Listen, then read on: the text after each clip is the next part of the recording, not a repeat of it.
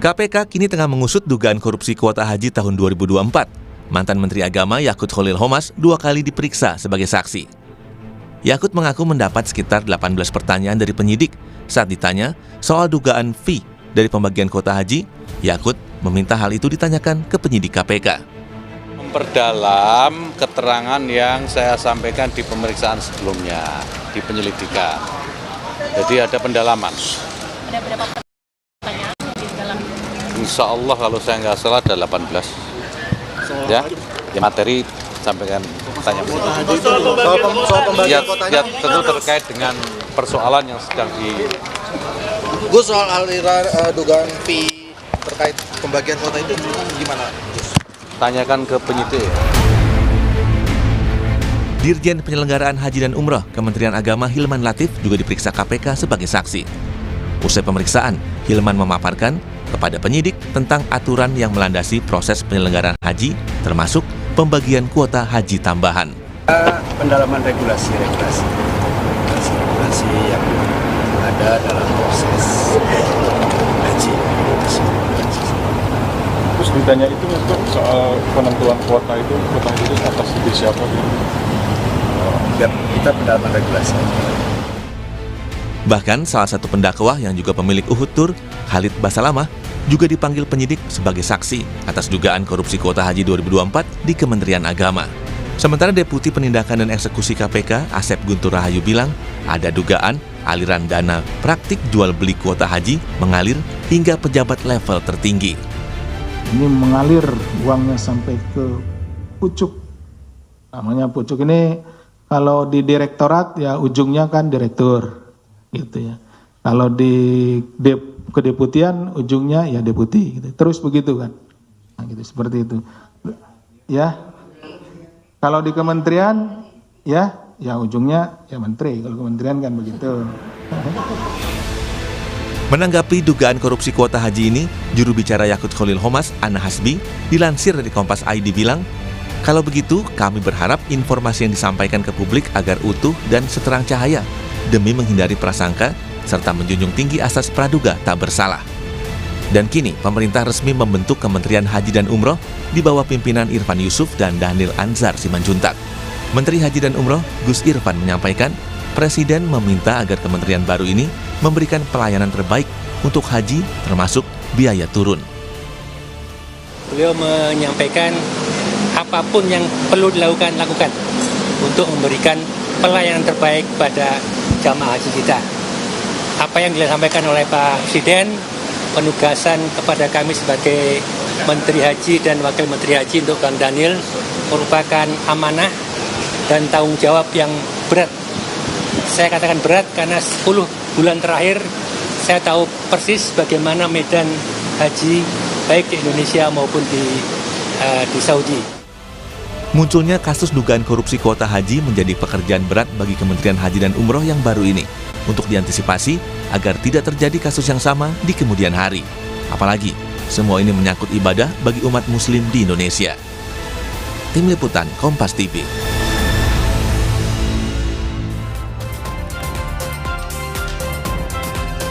Saudara, pemerintah di bawah pimpinan Presiden Prabowo membentuk Kementerian Haji dan Umroh yang khusus mengurusi tata kelola ibadah haji dan umroh. Seperti kita tahu, saudara, kasus dugaan korupsi haji 2024 menjadi sorotan publik. Dan ini tentu saja menjadi PR serius bagi Kementerian Haji dan Umroh yang baru.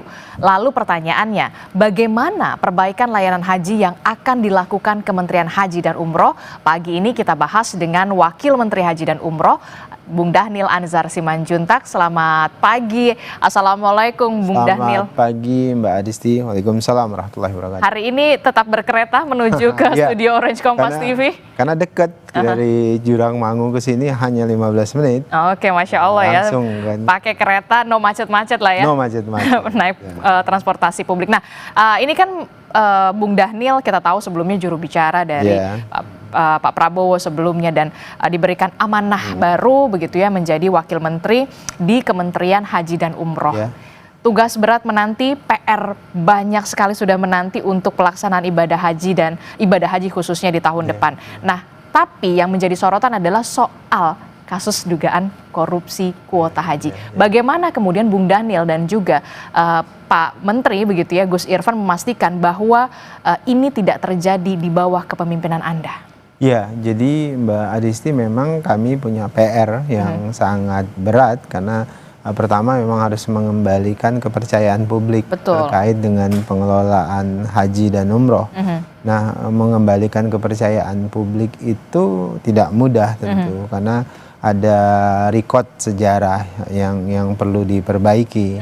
Nah, oleh sebab itulah saya kemudian Pak Menteri Gus Irfan itu berkomitmen untuk memastikan integritas itu harus jadi wajah utama dari Kementerian Haji dan Umroh, dan kalimat itu juga yang dipesankan oleh Presiden Prabowo bahwasannya integritas itu harus jadi wajah utama Kementerian Haji dan Umroh. Bahkan Presiden memberikan analogi, misalnya kalaupun misalnya semua orang sudah korupsi atau semua institusi ada korupsi, harusnya di Kementerian Haji ini karena dia mengurusi hal sesuatu yang suci, itu tidak ada korupsi sama sekali.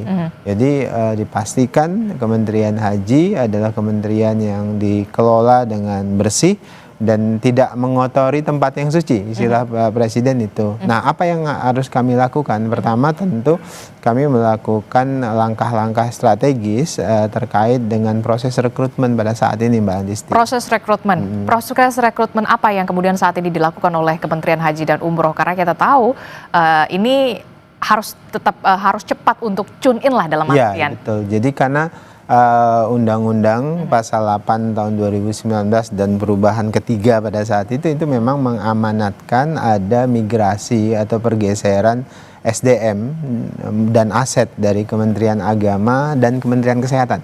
Jadi ada dua kementerian yang secara otomatis mengalami pergeseran ke Kementerian Haji.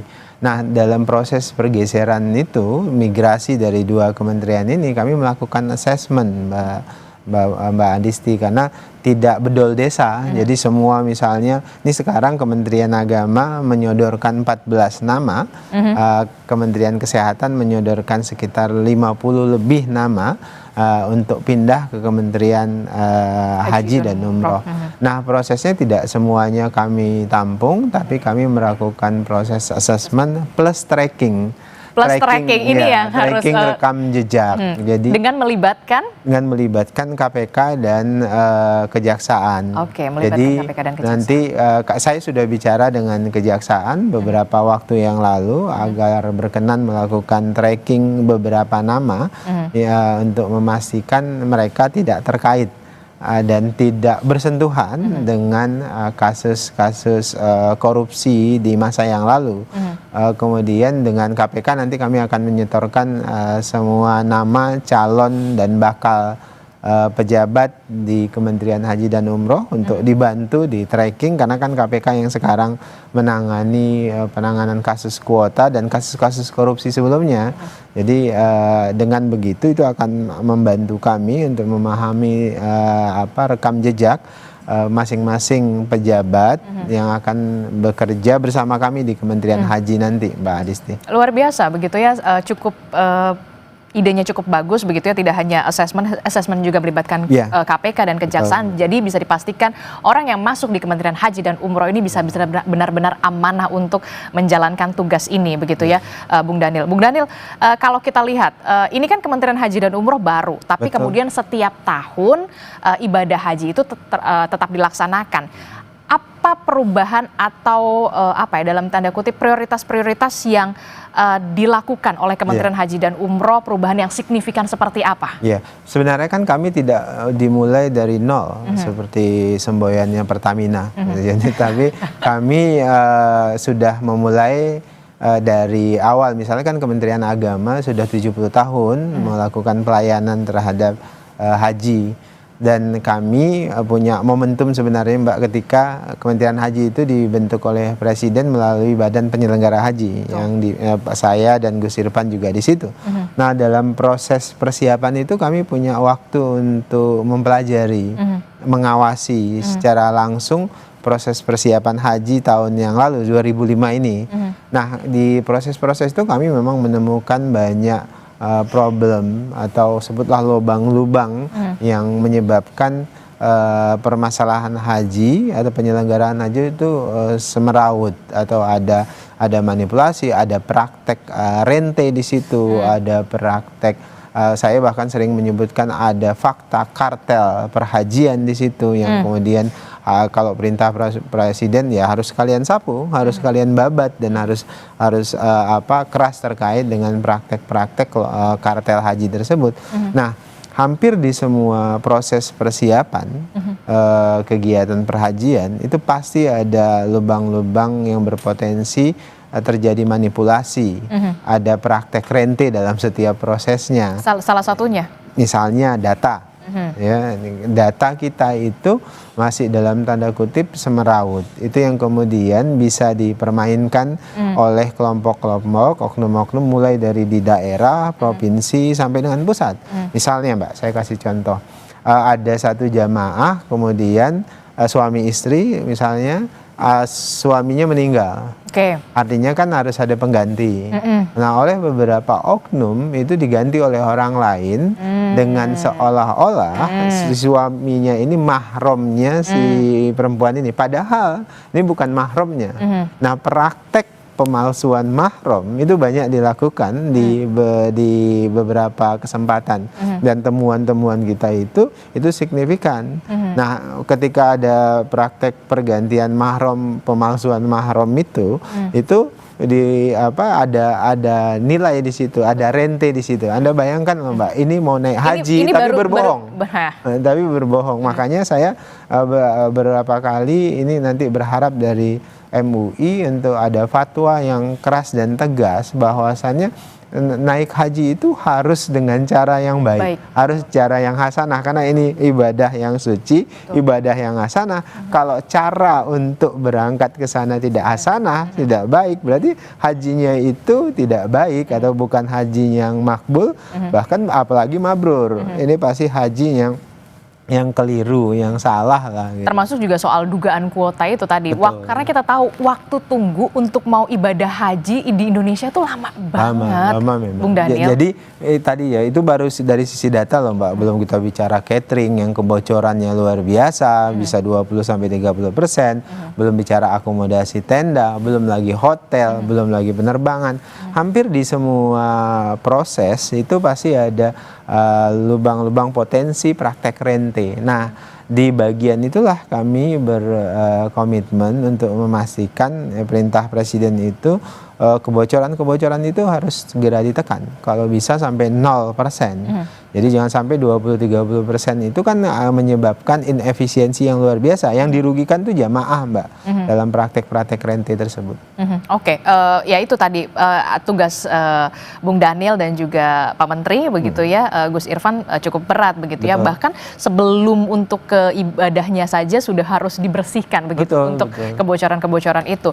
Nah, tapi yang kemudian diperhatikan adalah ada perintah dari Presiden Prabowo Subianto untuk biaya haji lebih turun lagi. Saya belum puas. Mungkinkah itu terjadi? Jadi itu komitmen politik presiden dan perintah itu sangat memungkinkan. Jadi sangat rasional ketika presiden meminta agar BPIH atau biaya penyelenggaraan ibadah haji atau terutama dalam bahasa awam itu ongkos naik haji itu ditekan. Itu sangat memungkinkan Mbak secara politik dan secara ekonomi juga sangat memungkinkan. Kenapa begitu?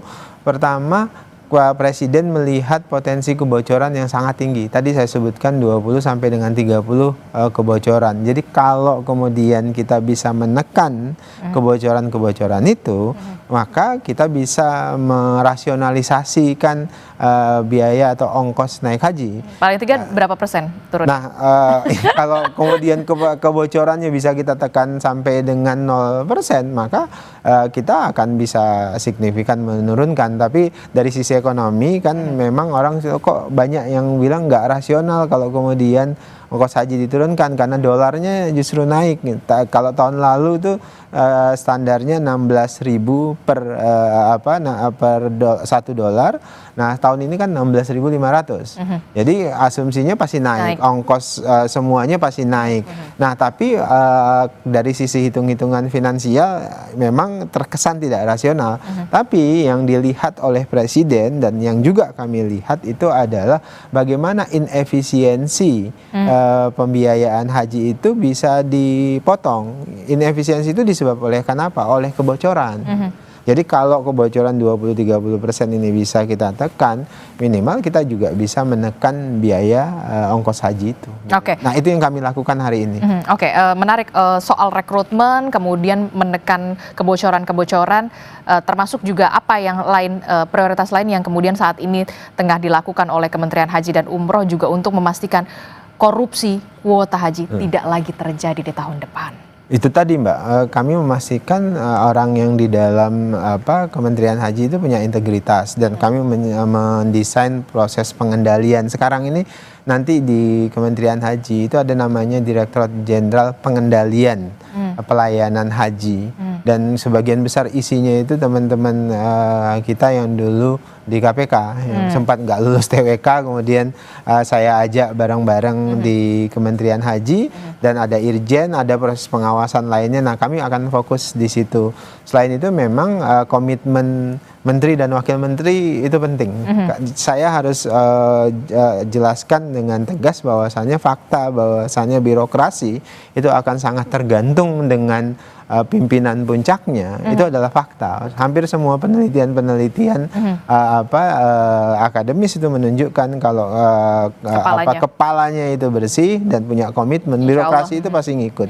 Jadi kami sudah pastikan dengan Gus Irfan tidak ada tekanan ke mereka harus nyetor misalnya ke pimpinan, karena fakta itu selalu ada kan. Dan kita tidak akan kasih target macam-macam. Target yang kita kasihkan kita berikan kepada birokrasi, pastikan semua proses itu clear, bersih dari praktek rente, dari praktek korupsi, manipulasi dan sebagainya. Walaupun saya dan Gus Irfan paham betul tidak mudah untuk merubah status quo, corporate culture yang sudah terbangun di satu birokrasi, dan ini yang kami langsung terus tekankan karena nanti kan birokrasi kami itu mulai dari pusat sampai ke daerah, bahkan sampai kecamatan melalui penyuluh haji kan Pak. Nah, untuk mengontrol itu tentu membutuhkan sistem dan komitmen. Itu yang terjadi pengelolaan manajemen secara perubahan yang signifikan di dalam negeri. Tapi kemudian untuk di pengelolaan haji di Mekah, bagaimana manajemennya? Karena kita tahu kemarin kan sempat ada sistem digital, ya kan? Yang itu kita agak sedikit terkaget-kaget dengan nusuk dan segala macam gitu. Nah, bagaimana pengelolaannya ini bekerja sama juga dengan Kerajaan Arab Saudi? Ya, ini yang memang harus dijelaskan kepada publik. Saya terima kasih kepada Kompas karena memang literasi haji ini masih sangat rendah, Mbak. Karena akhirnya dia kan jadi close market, pasar yang tertutup. Haji itu depend, artinya kita sangat tergantung dengan kebijakan kerajaan Saudi Arabia. Dan artinya kita menyesuaikan, kita follower terhadap kebijakan-kebijakan Saudi Arabia. Nah, kebijakan pemerintah Saudi Arabia itu memang ke depan itu memang ingin memperluas kapasitas pelayanan haji. Misalnya sekarang Saudi Arabia itu hanya menampung jamaah paling banyak itu 2 juta. 2 juta dan kita adalah jamaah atau pilgrims yang paling besar, 200.000 lebih. Nah, sehingga antrian rata-rata kita sekitar 25 tahun. Nah, apa yang kita lakukan untuk memastikan proses penyelenggaraan di sana itu berjalan sebagaimana mestinya. Kami dengan Kementerian Haji Saudi Arabia itu akan membentuk yang namanya task force bareng bersamaan. Karena di dunia ini hanya dua institusi, hanya ada 2 Kementerian Haji, yaitu Kementerian Haji Saudi Arabia dan Kementerian Haji Indonesia. Artinya ini abang adik lah kalau kata anak Medan. Gitu. Jadi kami ingin proses persiapan keberangkatan dan penyelenggaraan di sana penyelenggaraan ibadah, Kementerian Saudi Arabia, Kementerian Haji dan Umrohnya itu bersamaan, dan kami bikin task force. Jadi hampir semua proses kami bicara dengan Kementerian Haji Saudi Arabia. Kami berdiskusi. Jadi kami meminta asistensi secara terus-menerus. Syukur-syukur kita dapat privilege karena memang kita jamaah terbesar, dan kemudian kuotanya paling secara banyak. politik juga kita punya hubungan yang sangat baik dengan Saudi Arabia. Kira-kira gitu. Kita berharap tentu saja penyelenggaraan ibadah haji dan umroh di bawah Kementerian Haji dan Umroh sekarang ini bisa lebih fokus, lebih lancar begitu ya, semuanya bisa berjalan dengan baik dan lebih baik lagi pastinya. Terima kasih Wakil Menteri Kementerian Haji dan Umroh Bung Daniel Anzar Simanjuntak sudah mampir ke studio Orange Kompas TV. Sehat selalu. Sama-sama Mbak Disti, sehat juga. Ya, saudara, informasi penting dan juga menarik lainnya masih akan kami hadirkan.